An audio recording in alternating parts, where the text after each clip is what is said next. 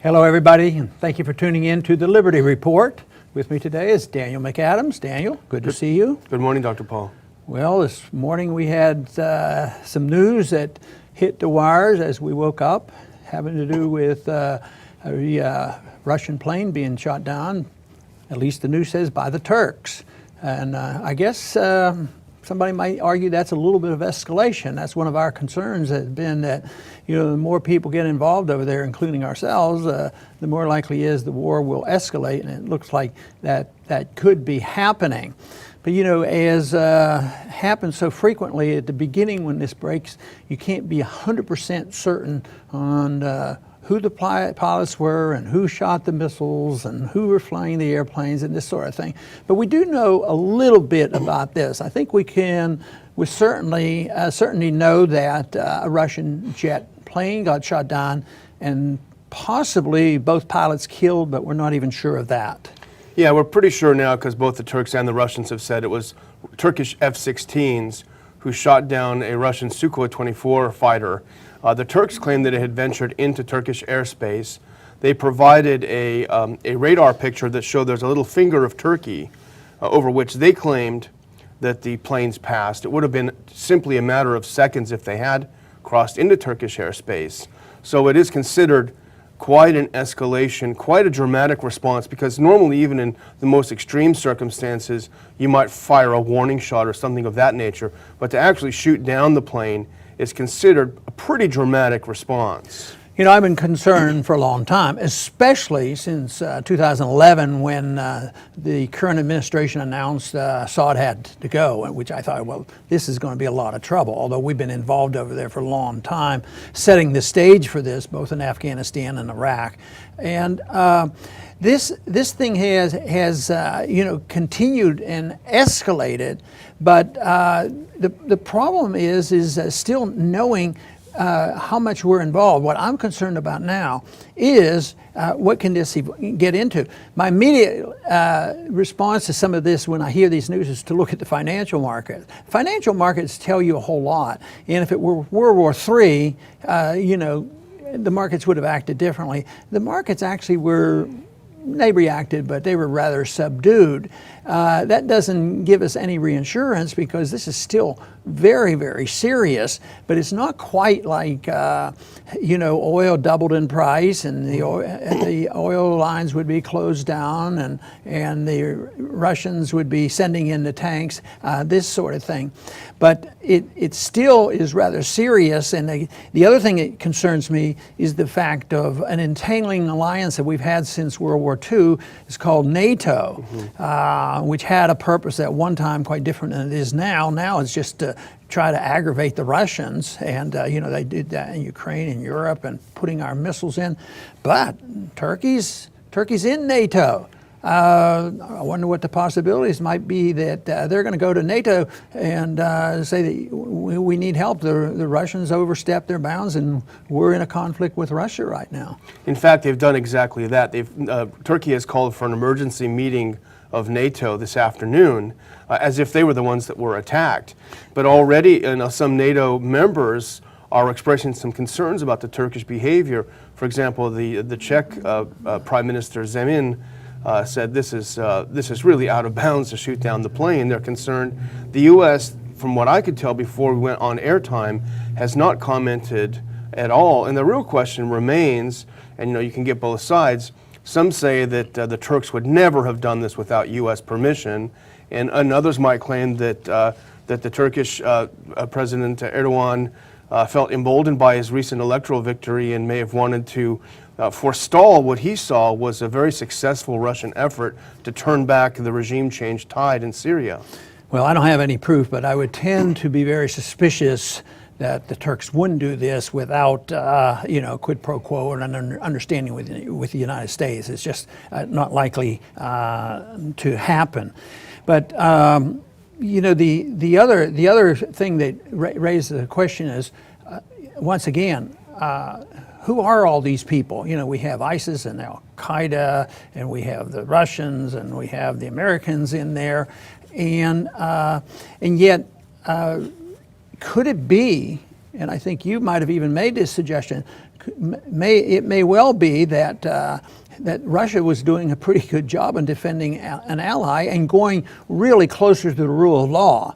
I mean, there was a leader elected, or a declared leader in Syria, and they went in. Maybe they have come close to a victory, and something else had to happen. Of course, we don't admit it, but there's evidence that we certainly have given support to Al Qaeda. They end up with our weapons and ISIS in order to subdue Assad.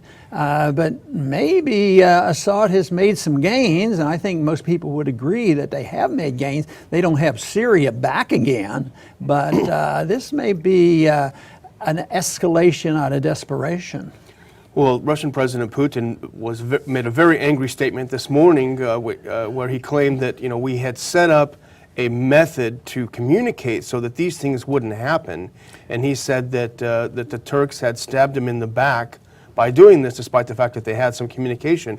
But yeah, in terms of geography, that part of northern Syria was the area where the Turks and some in the U.S. wanted to set up a no-fly zone, but also a safe haven, because we're looking at talks toward a political solution approaching. And some claim that in order for that to happen, there needs to be some territory controlled by these U.S.-backed moderates. They need to have a base to operate, and so that was part of the area that was supposed to be carved out. And now, actually, they may be a victim of their own aggression, because I can't see how Russia can't claim a carte blanche to go into this area at will. Certainly the French did it after Paris, so the Russians would seem to me to have a green light to escalate as far as they'd like. And they might be less encumbered by an entangling alliance where we pretend, that we're going to be involved in dealing with our NATO allies and do what it is. Like France is a NATO ally. Should we go? I think they wanted that to be a NATO event. Mm-hmm. But here this is an event. It's pretty bizarre that NATO may be drawn into it. But it just reinforces my belief that these agreements are terrible.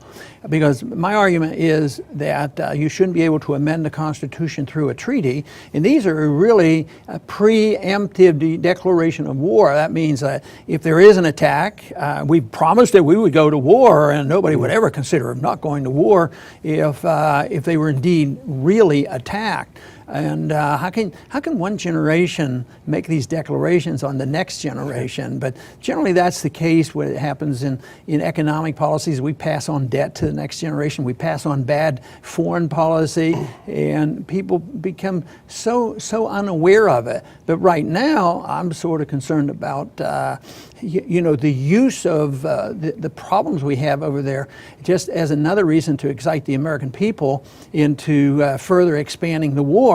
And right now, Cameron thinks he can probably he's just begging and pleading and itching. He can't wait till he can go in and do this fighting. And I keep thinking, what do you want to do this for? Why do you want to emphasize your participation? Because you're going to get attacked. The Russians, I think, were attacked because they're involved there, and we get attacked at least over there, and we've been threatened. So I just don't understand, exactly why somebody is so anxious to get involved. I suspect I know why they do it, but it's so stupid and it's so costly and it never works out.